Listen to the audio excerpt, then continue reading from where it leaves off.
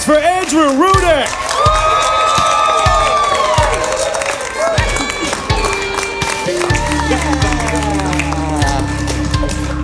Yeah. What is this energy, huh? This guy's a squirrely little freak, isn't he, huh? What do you guys think of me? Yeah. I got real youth pastor vibes, don't I? Yeah. Yeah, you guys didn't even know you were thinking it. Yeah. That's why I've gathered you here to join my cult. Yes, remember now, thy creator. Yeah. Hi. Welcome to my sexual cult. Oh, baby. Feeling fine. I live with my parents, which is not great. Because I'm 37. And my dad, he's in the best physical shape of his life. And due to an autoimmune disorder that he has to get steroid injections for, he took full advantage. He got yoked. He built a damn gym in the basement. And he's been listening to Motown way too loud, way too late, keeping me up. Do you know how humiliating it is to not only be 37 and still live with your 71-year-old father, but to also know for a fact that he could beat the shit out of you if he wanted to? And he knows it too. He's been talking that shit. He called me a bitch in the hallway the other day. I was walking by him. He shoulder checked me. He's like, say something. Say something. I fucked your mom last night. I was like, no! I know you did. I was sleeping between you. Remember? I had a nightmare. Sick of parents, you know? So I've been doing some yoga. Try to deal with my buff dad. And yoga instructors are always weird. They send mixed messages, you know? Teacher banned me from the studio after she told me to release everything I was holding on to. So I shit my mat and forgave my dad. Like, what do you want me to do? And another teacher, and she was like, don't just do the position, don't just say the positions as you've been taught, right? Rename them to express yourself and how you feel in that position.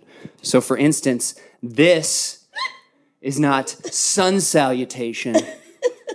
No, rename it. So this to me is mommy, mommy. Pick me up.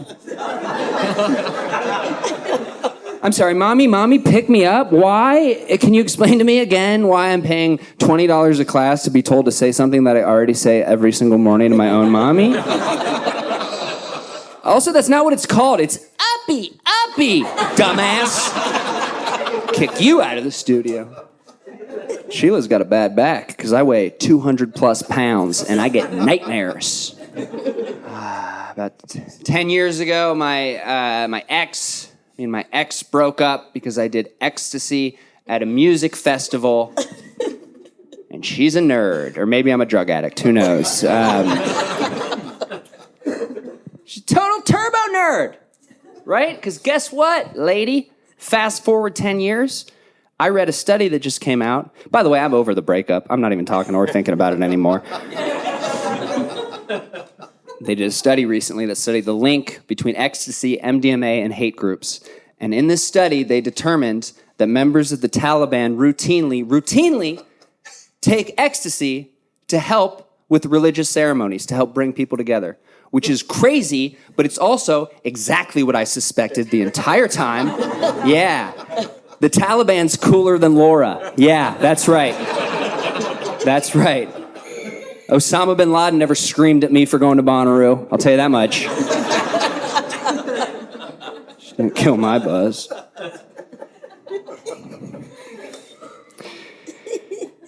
Got a real supportive mom. you guys have a good Christmas? I wrote this joke 9 months ago. Comedy's hard. Did everybody have a good Christmas?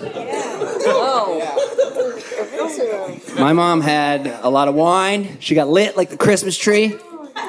She's very proud. We have a 7-year-old niece, Emily, and my mom likes to parade Emily around the house on Christmas Eve, show off how intelligent this little girl is. So she says, Emily, why don't you tell your Uncle Andrew what you learned in school this week about 9/11? I'm sorry, is Christmas about to get a whole lot more interesting? Cell phones away. So my 7-year-old niece proceeds to launch into this story, the retelling of 9/11 as told to her by her 2nd grade teacher. And as you can imagine, stories told by children, they're long, they're rambling, they're boring. There's often a lot of details that don't really add up or make sense. So she starts firing away into this long-winded story. And she's like, Uncle Andrew, there was a bad man. And he hated freedom. He was naughty. He was a bad man. And he was really bad. And one night, he was doing ecstasy with all of his friends in the Taliban. I was like, everybody knows that. Duh. And then he went, because Uncle Andrew, Mrs. Smith said he hated freedom. And he went because he was bad. He's a bad man. And he went, and then... because it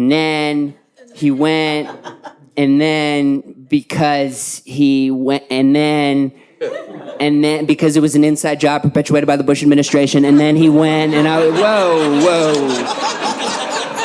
Hold on. You're gonna have to back it up a little bit, lady. And thus began a new yearly tradition, the Rudick family retelling of 9/11 on Christmas by a child. You guys know the story. I'm not going to go into it too much. Used to do drugs. I don't do as much drugs. I smoke pot, but I don't really do as many drugs anymore. I used to be an alcoholic. I don't drink anymore, but I used to. When I was in my mid-20s, I worked in a restaurant with a bunch of frat bros. I was in my mid-20s. They were in their 19, 20 years old. And I was in a bad space in my life. I sought out the attention and friendship of the dregs of society. This button's undone. Frat bros. And after work, we worked in this restaurant. After the shift, we would go to their house parties. And I would go. They would invite me. I wasn't invited, but I would go. And... they would all do a lot of cocaine. I didn't do cocaine. That was the one drug I never did. But I would get blackout drunk, and I needed attention. So one night, they're all doing their drugs, and I'm like, I gotta get in here somehow, you know? So I'm like, I'm gonna use a prop. I notice a mirror on the table, and I take this mirror, and I put it on my head, and I say, hey, fellas, look at me. I'm a mirror hat, huh? Look at me. Silence, right? And that silence quickly turns to rage. Because those boys quickly realized, and I quickly realized, that I had taken their entire party's worth of cocaine, and I had dumped it into my hair, which is why it looks like this, actually. Yeah, residue. It's usually jet black. And it was horrifying. The music stopped. You know the scene in the horror movie where the monsters like smell blood in the water and they snap to attention? I watched 4 beefed out vamp bros. These boys charged me, and these beefcakes huffed my sweet little curls until the wee hours of the morning. It was humiliating. I was like, get off of me, let Charles have a sniff. He's the beta. Everyone let Charles the runt have a line. That's good. I used to actually be a teacher at Cincinnati State, believe it or not, and I taught there for a year. I got fired, and it's not for what you're thinking. I didn't bang the kids, all right? Front row. I know you're thinking it. They weren't kids. They were fully grown adults. And yeah, I had sex with some of them. Sue me. They did. Fast forward to today.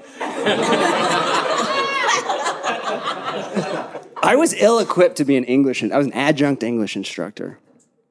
No shape to be in that. Like, I didn't know. I was Googling lesson plans the night before I was teaching them. Like, I'm Googling what is a sentence fragment, going in hungover and like, hey, we're going to learn about sentence fragments today, you know? It's not a good look when you're cramming for the exam the night before that you're about to give. And the students told me that too, that it was a bad look. They'd be like, Mr. Rudick, you can't be in our dorm room. It's 2 a.m. And I'm like, I need Adderall or we all fail tomorrow. So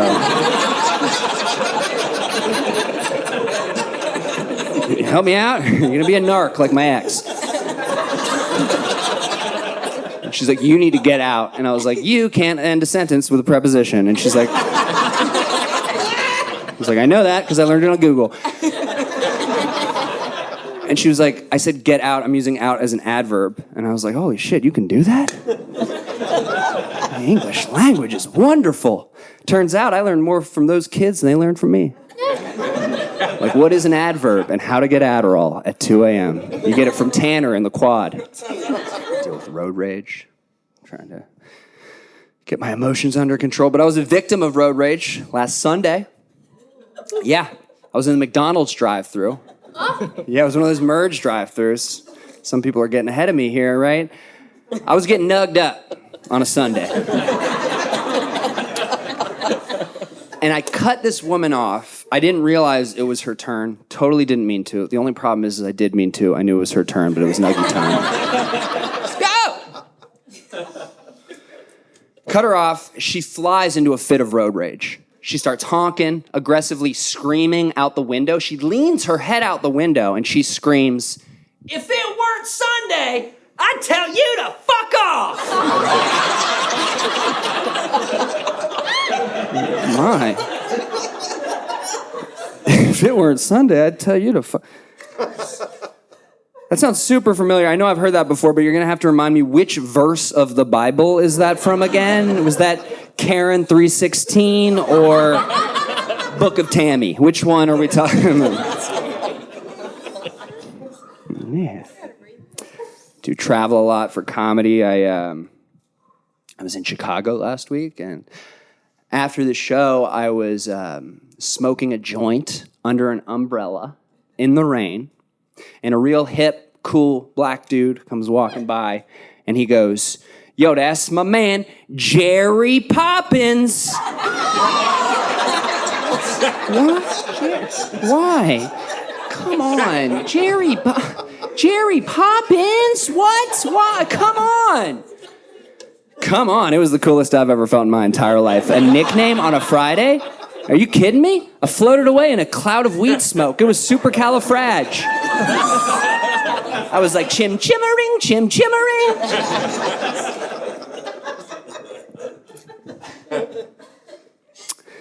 I got a vasectomy last month. Ladies, let's do a poll by gender. Ladies, how do we feel about vasectomies? I'm pretty sure you could sever some vas deferens with those vocal cords, ladies. We could get no surgery required. Fellas, how do we feel about vasectomies? Somebody. Yeah, I love that. Tepid response. A few neutered men sighed. By round of applause, how many fellas in here had a vasectomy? Do we have any... I know Sean. I know my cousin. Okay, anyone who's not my best friend or cousin. Anybody else?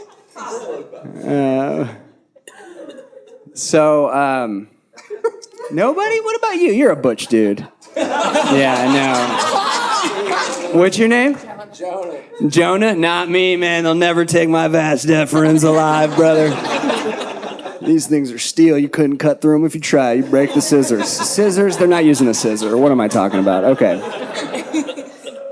Jonah.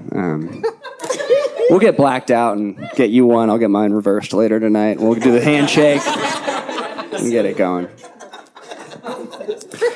So, I got a vasectomy, which is fun. I want to write a dick and balls joke that ladies could relate to, you know? For once. Right? Cross-gender. Yes! So I went into the field like a method actor and learned how little I know about the male human anatomy. Because through the process of the vasectomy, I realized that there were some fundamental terms I was mixing up. For instance, did you guys know the area that runs from your fun hole to your tickly boys? The medical term is the perineum. Does anybody know the street term? Taint. Gooch. Yeah, I see we have a few doctors in here. That's good. Dr. Gooch and Dr. Grundle are in from the conference. So, and we all know what a scrotum is, right? I didn't know. It houses the testicles. You didn't know that? I was mixing them up. Yeah. I thought they were going to be operating back here on my nacho.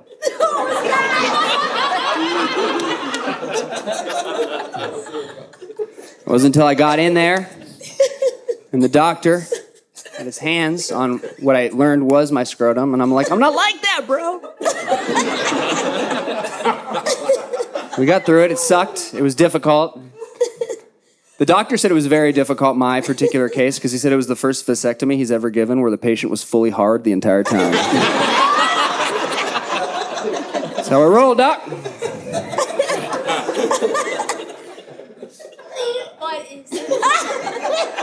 Somebody made a noise like a Pikachu. That was strange. That was a man? That came out of a man's mouth. It was crazy. That was good.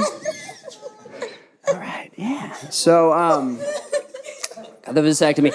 After, my sterile heralds out there, you guys know this. After the vasectomy, everything heals. And then you have 2 to 3 months, rather. Because in the interim, there are some sperm lying in wait in that 3-month period. Lying in wait like a Trojan horse without the condom, just lying, waiting to ruin your life, right? So you have to, the doctor told me after 20 to 30 ejaculations, or 3 months, you send in another sample to make sure you're sterile. And I start doing the math, and I have a panic attack, right? Because I'm like 20 to 30 ejaculations over the course of 3 months. I'm doing the math, having sex 2 to 3 times a week. What am I, a stallion? Who am I, Mitch McConnell? How? I can't get it in like that. But then the doctor,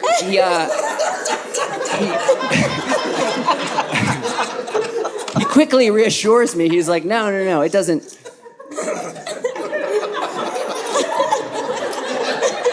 It doesn't have to be through sex. Like, it could also be just through masturbation. And I was like, oh, I'll have the sample tomorrow morning. First thing in the morning. You know what I'm tired of? Reading the same tragic story over and over again in the news. I don't know about you guys, I'm sick of it. Same tragedy over and over and over again, the same morning, every morning. You guys know what I'm talking about. Taylor Swift and Travis Kelce. I'm sick of it. Shut up! Although I did dedicate a portion of my recording to it, so... I love Taylor Swift. Yes, I am a Swiftie. She's a huge part of my life, you know, and it's weird as a 37-year-old man, but I'm not joking. I've can't tell you how many highway cries I've had with me and Tay-Tay. Burning it up on the open road. Travis Kelce is a jock. I don't like Travis Kelce very much. He grew up in Cincinnati. He's had horrible things to say about our city over the years. And he's also just not been a great guy. And I don't want to judge, you know, I don't want to go project on her relationship, but you're better than him, girl. Leave him. Girl. All right, here's my problem with this whole story. The way that he asked her, is he asked her out by saying, hey, I came and saw you perform. Why don't you come to Arrowhead? I saw you do your thing. Why don't you come to Arrowhead and see me do my thing? And we can see which one's more lit. What? That's how a middle school kid asked somebody out, and it worked. See which one's more lit? What the fuck are you talking about? Which one's more lit? She's a fucking icon. She's a 12-time Grammy Award winner. She released her first album when she was 13. Her last album, the Billboard Top 10, she's the only artist in history where every single song on the Billboard Top 10 was from that album for like 3 weeks. That is phenomenal. She's an icon. She has a net worth over $1 billion. Taylor Swift, which one's more lit? You catch a fucking ball. And if you need any more evidence of which one was more lit, in that game that Taylor Swift went to, when Travis Kelce caught that touchdown pass, does anybody know what he did to celebrate in the end zone? No, nobody does, because they immediately cut to Taylor Swift in the owner's box. Because she's a fucking star. Doing a lot of therapy. Therapist told me to get out of my comfort zone. He was like, go, you're nervous to talk to people, go meet that next door neighbor you've never talked to, right? And I thought about it and I was like, I've lived next to my neighbor for like 5 years. I've never once met this guy. Let's change that today. So I go next door, I knock on the door, the guy comes and answers, but I can tell right away he's gonna be a total nerd. We're not gonna gel. You know how you know with some people you're just not gonna gel, right? Because he's just like, I'm like, hey man, lived next door for like 5 years. If you want to come over and hang out, you should come over. Open invite. Let's have a boys' night. You know, let's order a pizza. I got beers in the fridge. We could smoke a little weed as long as you're cool, you know? Let's get wild. Let's have a good old-fashioned boys' night. Let's have a wrestling match. Let's get weird and wild, you know? Let's do something fun, different for once. Guy's not on board at all. Total nerd. Immediately just starts screaming and crying. He's like, Daddy, Daddy, help! Stranger danger, Daddy!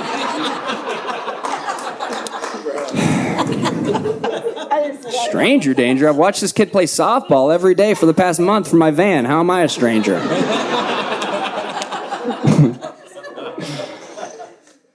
It's good. I got a good therapist finally. My last therapist was terrible. He was insane. I told him about a really difficult period in my life. I was telling him about something horrible that had happened, and he was just quoting generic stuff that you just read off of a pillow, you know? I was telling him about like a really bad thing that happened to me, and he was like, well, you know, there's a saying about keeping the trash on your side of the street clean. It's like, motherfucker, you think I don't listen to Taylor Swift? I know this shit. I know. Give me a Hallmark card. I need help, you know? I could tell I wasn't going to gel with him. After the first session, I knew I wasn't coming back. But the next night, I go to my comedy show. I'm on stage. And who is in the front row? But my therapist and his wife, both of whom I did not invite to the show. I did not want them at the show. And they did come specifically to see me. Super uncomfortable. It's a huge violation of boundaries. But I talked to the people. You guys saw my seamless crowd work with Jonah earlier? Right? Rip it up. So I was like, I gotta address the people. So I was like, hey, how we doing, folks? Hey, everybody, make some noise if you've ever violated HIPPA.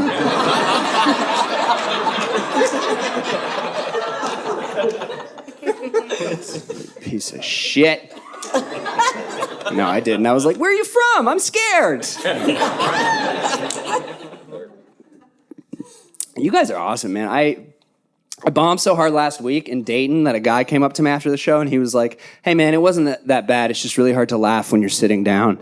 I'm sorry, what?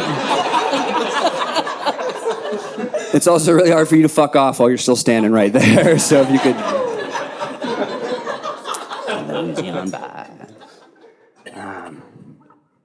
So the most scared I've ever felt in my life is one night I woke up in the middle of the night to the feeling of a hand that I did not recognize on my face. It was absolutely terrifying.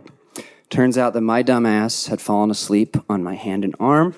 I had rolled over in the middle of the night, and I thought a monster was attacking me. And I started screaming, and I was like, help, help, help!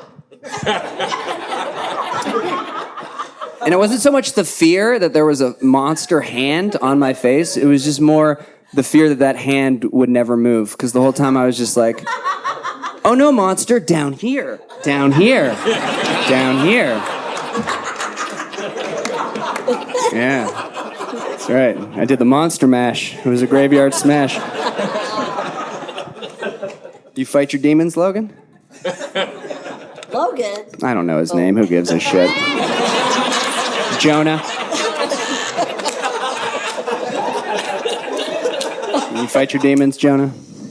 Sure. Yeah, well, I fuck mine. So, my sister, I have an older sister who is a comedian as well. She's a lot more successful than me, which pisses me right off. She's awesome. I've always looked up to my big sister. I followed her into comedy. I've modeled a lot of my beliefs after her. I'm a feminist because of her. I've always just kind of looked up to her. And over the course of the past few years after the pandemic, she got really, really successful. She blew up. She does this character on TikTok. She does this oblivious, wealthy woman character. She's awesome.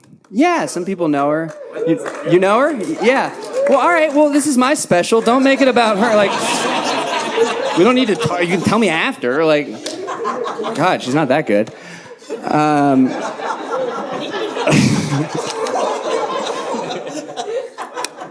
She's awesome. And we used to tour together, and several years ago, we couldn't even get a single person to come to a show. And now she's selling out clubs, the best clubs across the country. And instead of being selfish with that success and fame, she's chosen to help bring me up and along with her baby brother.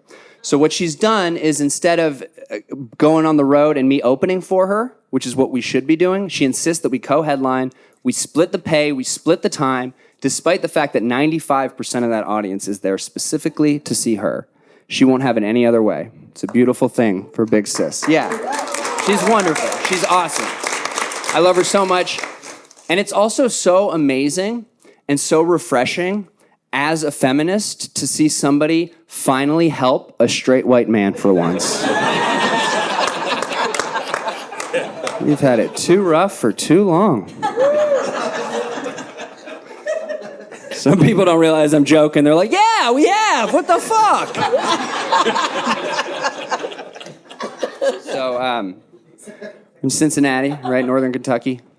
They changed my high school mascot recently. A lot of people I went to high school are here, right? Yeah. We were the Anderson Redskins. We are now the Anderson... That's right, football team. That's right. And now it's the Commanders, which is weird. My cousin, he's a hillbilly, and he's really pissed off about the name change. He's like, they're changing my heritage. They are changing my heritage. They're going to come on my land and change my heritage? Your heritage? You were born in Sandusky, Ohio, Jim Bob. You are a... You're a redneck. You're not a red skin, you know? What are you talking about? But, I got a funny family, though. My mom believes in reincarnation. She told me the other day, she said, Andrew, when I die, what would you like for me to be reincarnated as so that you know it's me? And I was like, oh shit, are we hanging out after this too? I didn't know. That's cool. What do I want? I don't know. What, cardinal? You want to be a cardinal, Sheila? Cardinal. That's ridiculous. Don't be ridiculous, Andrew. I can't be a cardinal. Your Aunt Noreen's already a cardinal. You know that. You know that. And I was like, oh yeah, how ridiculous of me to forget that Aunt Noreen already called dibs on Cardinal in the afterlife. And that's why she runs her bird head into the window every morning. You... What?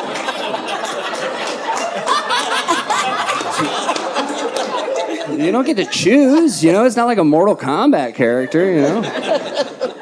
It's not like being gay, right?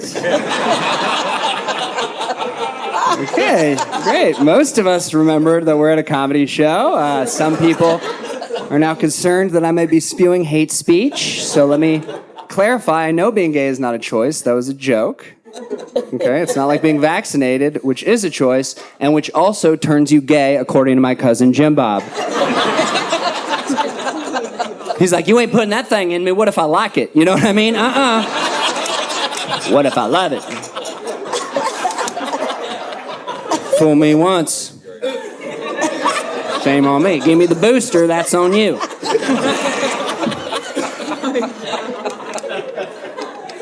Also, you start with the science. That's a slippery slope, brother. What's next? Bill Nye the Science? They, them? I was born a Redskin. Thank you, guys. You've been awesome.